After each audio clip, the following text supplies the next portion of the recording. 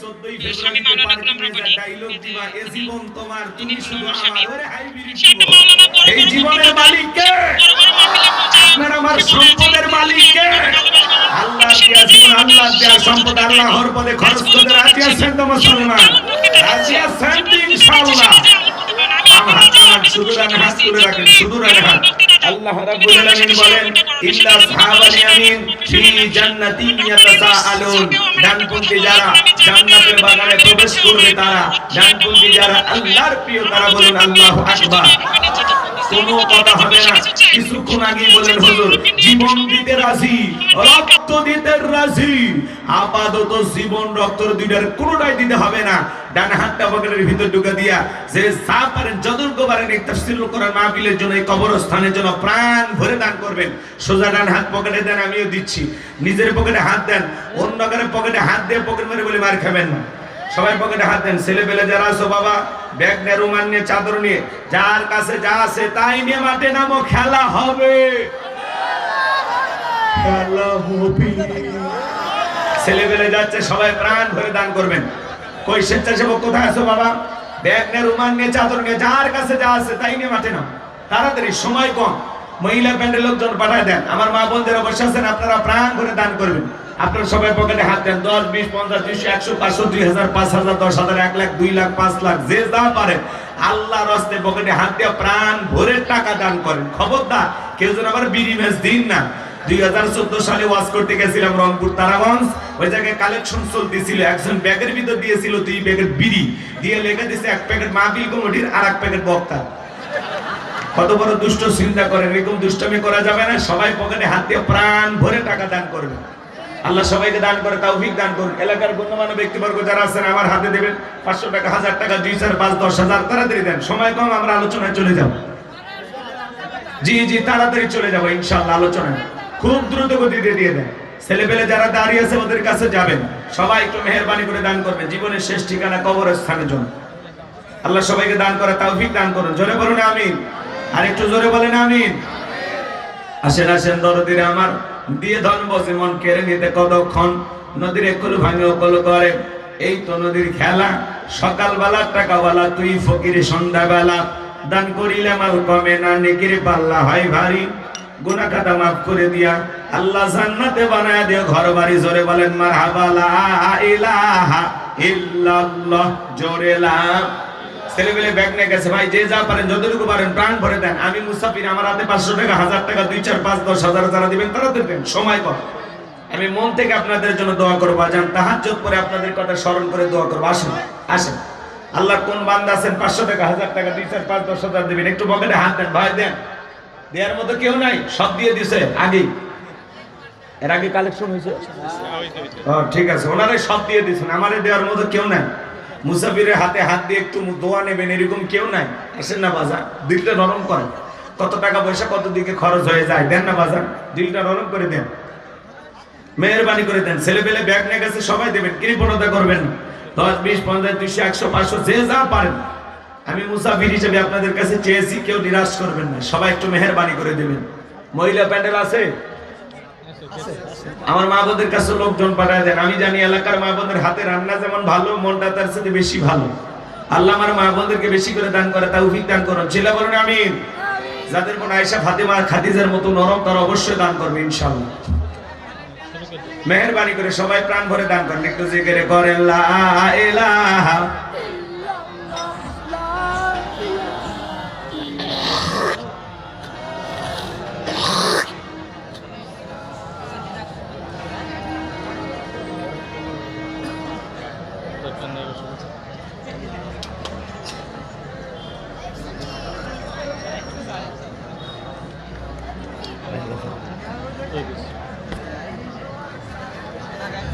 মাশাআল্লাহ কি যাক আলহামদুলিল্লাহ ভাই আমার তো কিছু নিয়ে আসছে আলহামদুলিল্লাহ ভাই নামটা বলেন 1 2 3 4 5 মাশাআল্লাহ 500 টাকা এক ভাই দিয়েছে লিল্লাহি তাকবীর আল্লাহ রবিউল ইসলাম তোমার গোলামের দান তুমি কবুল করো হায়াত বাড়া দাও জিন্দেগির গুনাহগুলো maaf করে দাও দুনিয়া আখিরাতে ইজ্জত সম্মান বাড়া দাও জোরে বলেন আমিন পল্লী বিদ্যুতে আমাদের ভাইপো মিলন আর কি ডাক না হলে এনামুল হক না ইমদাদুল হক মিলন ভাই নগদ 10,000 টাকা জোরে বলেন মারহাবা লিল্লাহি তাকবীর মাশাআল্লাহ। আল্লাহ তাআলা মিলন ভাই দান করেছে 10,000 টাকা। দুনিয়া আখিরাতের এই কোনো ঠেকা বড় বড় রাসূলের সাথে কি জান্নাতি করে দিও দেখা। টাকার রংগুলো বড় ভালো, অন্তরে জ্বালা দেয় করণের আলো। টাকার মধ্যে না জিরা, আল্লাহ গোলাম রব্বানি দোয়া দেনা ফিরা জোরে কোন মারহাবা। আরেকজন বাবাজি কিনা নাম হলো তৈব আলী, কথার মধ্যে নেই জোরাত আলী, যাইন একেবারে খালি। নগদ 500 টাকা জোরে বলেন মারহাবা লিল্লাহি তাকবীর। নুরুল ইসলাম ভাই 500 টাকা আল্লাহ কবুল করো, হায়াত বাড়ায় দাও, জিন্দেগির গুনাহগুলো মাফ করে দাও, দুনিয়া আখিরাতে ইজ্জত সম্মান বাড়ায় দাও জোরে বলেন আমিন। ভাই যারা ব্যাগ নিয়ে গেছেন দয়া করে টাকাগুলো মঞ্চে নিয়ে আসুন। ভাই এই ছেলে পেলে কথা বলা যাবে না, আস্তে আস্তে, তোমরা এত আওয়াজ করবে কেন? এই টাকা নিন, কথা বললেন না, সব ব্যাগ এক জায়গায় করেন ভাই, ওই টাকাগুলো এক জায়গায় করেন, মহিলা প্যান্ডেলের টাকা এক জায়গায় করেন। চলেন আমরা আলোচনায় চলে যাই, আর কষ্ট দেব না। আমি একটু, যেহেতু লিখেছেন তাফসিরুল কোরআন মাহফিল, আলোচনা তাফসির ভিত্তিক হওয়া দরকার আছে না নাই? কিন্তু লেখার সাথে অনেকের তো মানে শোনার বা চিন্তা ভাবনার মিল পাওয়া যায় না। তো একটু মেহেরবানি করে আমাকে সময় দিয়ে আপনারা একটু সহযোগিতা করবেন। আমি প্রাণ ভরে আপনাদের সামনে কথা বলবো ইনশাআল্লাহ। আপাতত 12:30 পর্যন্ত এই মাহফিলে থাকার ধৈর্য আছে কি আপনাদের? 1.5 ঘন্টা সময় আপনারা দিতে রাজি আছেন তো ইনশাআল্লাহ? আল্লাহর কোরআনের মহব্বতে কারা কারা 12:30 পর্যন্ত থাকবেন? 2 হাত তুলে বলেন ইনশাআল্লাহ। আর একটু জোরে বলেন ইনশাআল্লাহ। আরো একবার বলেন ইনশাআল্লাহ। আল্লাহ আপনাদের কবুল করুন, জোরে বলুন আমিন। এই যে হাত তুলে ওয়াদা দিলেন, ওয়াদা ভঙ্গ করা কিসের লক্ষণ? মুনাফিকের লক্ষণ। আমার বিশ্বাস আপনাদের এলাকায় মুনাফিকের কোনো জায়গা নাই, কথা বলে ঠিক না? আমার বিশ্বাস আমার সামনে যারা বসে আছে সবাই প্রকৃত মুমিন, নির্ভেজাল মুসলমান, খাঁটি আল্লাহর গোলাম, এটা আমি বিশ্বাস করি। এই জন্য ওয়াদা দিয়েছেন, ওয়াদা ঠিক রাখবেন। 12:30 পর্যন্ত আপাতত থাকেন, তারপরে বোনাস টাইম আরো কিছু বাড়ায় দেব। আপনারা এই পরিবেশে যদি বসে থাকেন আরো আধা ঘন্টা বাস করলে সমস্যা নেই, কোনো সমস্যা নেই। আপনারা আছেন যতক্ষণ, আমিও আছি ততক্ষণ। আপনারাও নাই, আমিও নেই। আপনারাই হলেন আমাদের মূল সম্পদ। ভাই ভাই এই জায়গায় কি এ ভাই এত কথা বলা যাবে না। আপনারা যেভাবে চিল্লাচ্ছেন, আজারি ভাই মাহফিল ফেল হয়ে যাচ্ছে। এত চিল্লে যাবে না শোনা, একটু চুপচাপ থাকতে হবে। কোরআনের মাহফিল এটা, জি কোরআনের কথা চুপচাপ শুনতে হয়, তাই না ভাই? وَإِذَا قُرِئَ الْقُرْآنُ فَاسْتَمِعُوا لَهُ وَأَنصِتُوا لَعَلَّكُمْ تُرْحَمُونَ। তোমাদের সামনে যখন কোরআন পাঠ করা হয় চুপ করে কান লাগিয়ে মনোযোগ সহকারে কোরআনের কথাগুলো শ্রবণ করো। তাহলে চুপ থাকা লাগবে, আবার মনোযোগ সহকারে কান দিয়ে কথা শ্রবণ করা লাগবে। আকর্ষণ আমার দিকে, এদিকে খেয়াল। আশেপাশে কেউ কথা বলবে না, মহিলা প্যান্ডেল পাশে নাকি? ওই জন্য একটু চিল্লা পাল্লা শোনা যায়। মা বোন যারা বসে আছেন, মা দয়া করে কথা বলবেন না, একটু চুপচাপ থাকেন। চলুন আমি কথা বলবো পবিত্র কোরআনুল কারীমের 31 নম্বর সূরা, সূরার নাম লোকমান। জোরে বলেন কি নাম? একটু জোরে বলেন কি নাম?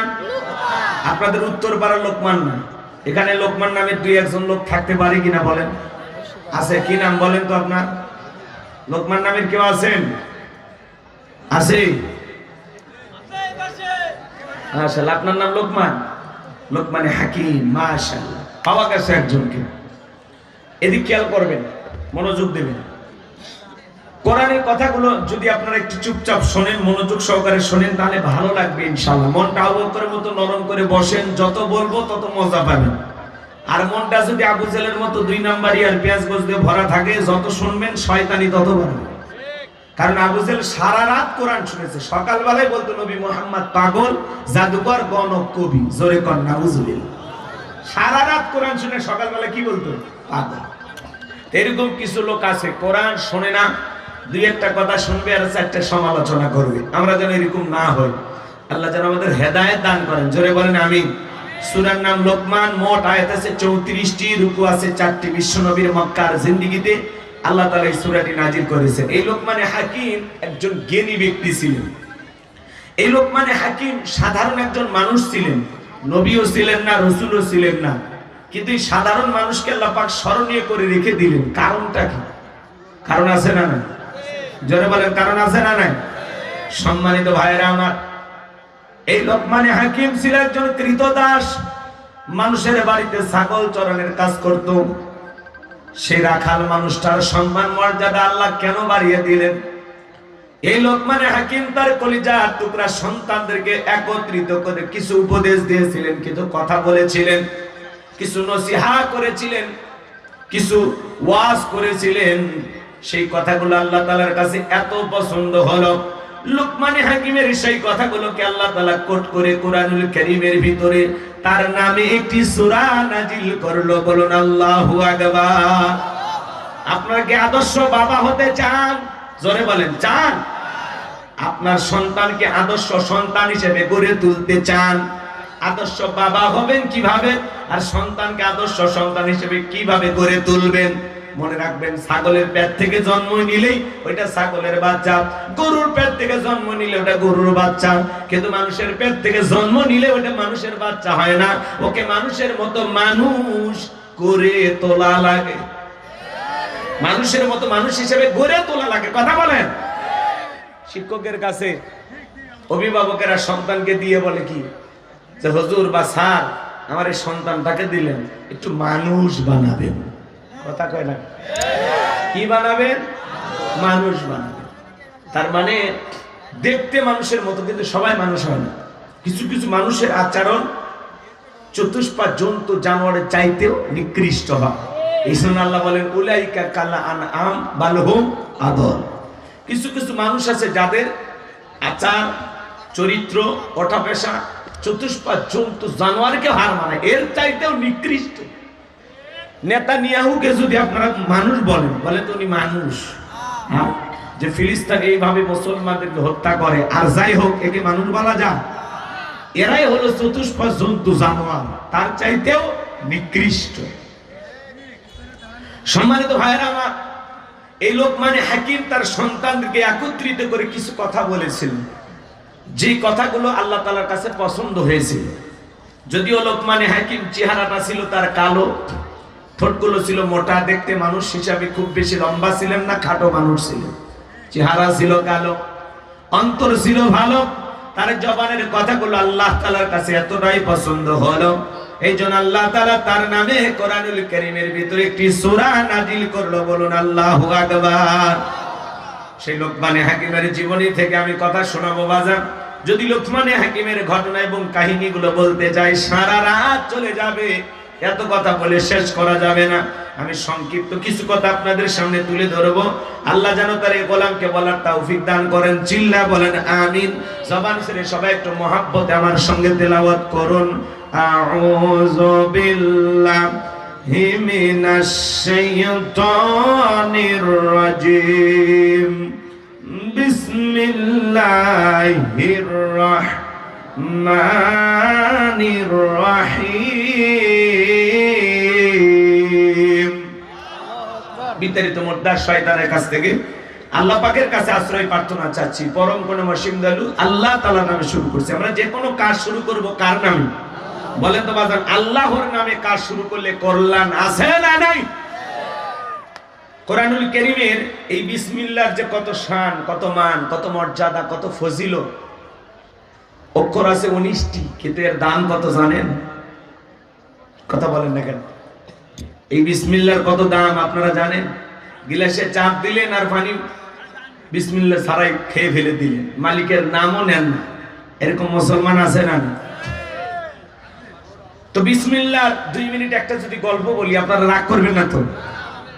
আল্লাহর এক বুজুর্গ গোলাম একটি দ্বীনি মজলিসে কথা বলতেছিলেন। সেই পাশ দিয়ে একটা হিন্দু মেয়ে হেঁটে যায়। মেয়েটা চিন্তা করলো, দেখি তো মুসলমানেরা কি বলে। কোরআনের আকর্ষণে তাফসীরুল কোরআন মাহফিলে, ওয়াজ মাহফিলে হিন্দু মেয়েটা বসে গেল। আমাদের অনেক মাহফিলে হিন্দুরা আসেন, জোরে বলেন আসে কি? হিন্দু মেয়েটা বসে পড়ে গেল।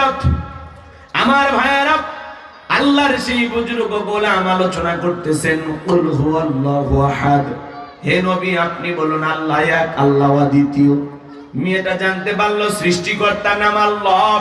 আল্লাহর সেই বুজুর্গ গোলাম আলোচনা করতে করতে এক সময় গিয়ে বললেন, ইন্নাদ দীনা ইনদাল্লাহিল ইসলাম, আল্লাহর কাছে শুধুমাত্র কেবলমাত্র একটি ধর্ম মনোনীত, সেই ধর্মের নাম হলো ইসলাম। মেয়েটা যখন জানতে পারল সৃষ্টিকর্তার নাম আল্লাহ, শ্রেষ্ঠ ধর্মের নাম ইসলাম, মেয়েটা তখন চিন্তা করলো আমি আর অমুসলিম থেকে বাড়িতে যাব না, আমি কালেমা পড়ে মুসলমান হব। বলুন সুবহানাল্লাহ। মেয়েটা এবার কালেমা পড়ে মুসলমান হয়ে গেল। বাড়িতে যাওয়ার পরে উঠতে বসতেই বিসমিল্লাহ পড়ে, ওই যে বিসমিল্লাহর ফজিলতের আলোচনা শুনেছেন, উঠতে বসতে বিসমিল্লাহ পড়েন, উঠতে বসতে বিসমিল্লাহ পড়েন। হঠাৎ করে মেয়েটার মা আবার শুনতে জিজ্ঞাসা করেছে, মা তোর জবান দিয়ে কি যেন শুনলাম? মেয়েটা ডেকে বলে, মা মুসলমান হবে যারা, মিথ্যা কথা বলবে না তারা, অকুলু কওলান সাদীদা, মুসলমানেরা হবে সত্যবাদী, মুসলমান কখনো মিথ্যা কথা বলতে পারে। মেয়েটা ডেকে বলে, মা কয়েকদিন আগে মুসলমানদের একটি ধর্মীয় মাহফিলে, কোরআনের মাহফিলে গিয়ে, ওয়াজ মাহফিলে গিয়ে, মুসলমানদের দ্বীনি মজলিসে গিয়ে আমি কিছু আলোচনা শোনার পরে আমার ভিতরে আল্লাহ তাআলা পরিবর্তন করে দিয়েছেন, আমি কালেমা পড়ে মুসলমান হয়েছি। বলুন সুবহানাল্লাহ। এই কথা শোনার পরে ডেকে বলে, মা তুমি আমাদের একমাত্র আশা ভরসা, এসব কি শুনছি, এখনো সময় আছে মা, ইসলাম ধর্ম ত্যাগ করো। মেয়েটা ডেকে বলে, মা ইসলাম মানতে গিয়ে যে মজা আর স্বাদ, যে ভালো লাগা আমি পেয়েছি মা, আমার পক্ষে ইসলাম ধর্ম ছাড়া সম্ভব নয়। বলে আল্লাহু আকবার।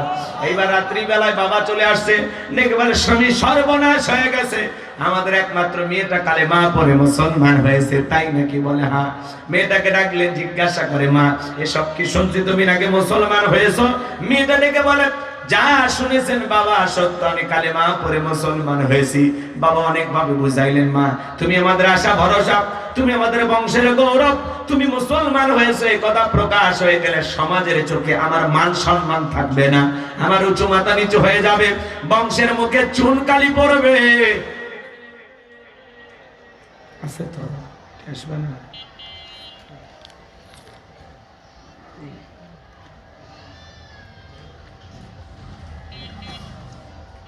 এই কথা শোনার পরে মেয়েটা ডেকে বলে, বাবা যত কথাই বলো আমার পক্ষে ইসলাম ধর্ম ছাড়া সম্ভব নয়। আমার ভাইয়েরা দিল দিয়ে কথাগুলো বোঝার চেষ্টা করবেন। বাবা এবার রাগান্বিত হয়ে মেয়ের গালে একটা থাপ্পড় বসায় দিলেন। মেয়েটা চোখের পানি ছেড়ে দিয়ে কাঁদে আর বলে, বাবা যত খুশি আঘাত করতে পারো, মারতে মারতে যদি আমাকে মেরেও ফেলে দাও, ও বাবা জীবন দিতে রাজি আছি, কিন্তু ইসলাম ধর্ম ছাড়তে রাজি নাই। বলেন আল্লাহু আকবার। বাবা বুঝতে পারলেন মেয়েটা কোনো মতেই ইসলাম ধর্ম ছাড়বে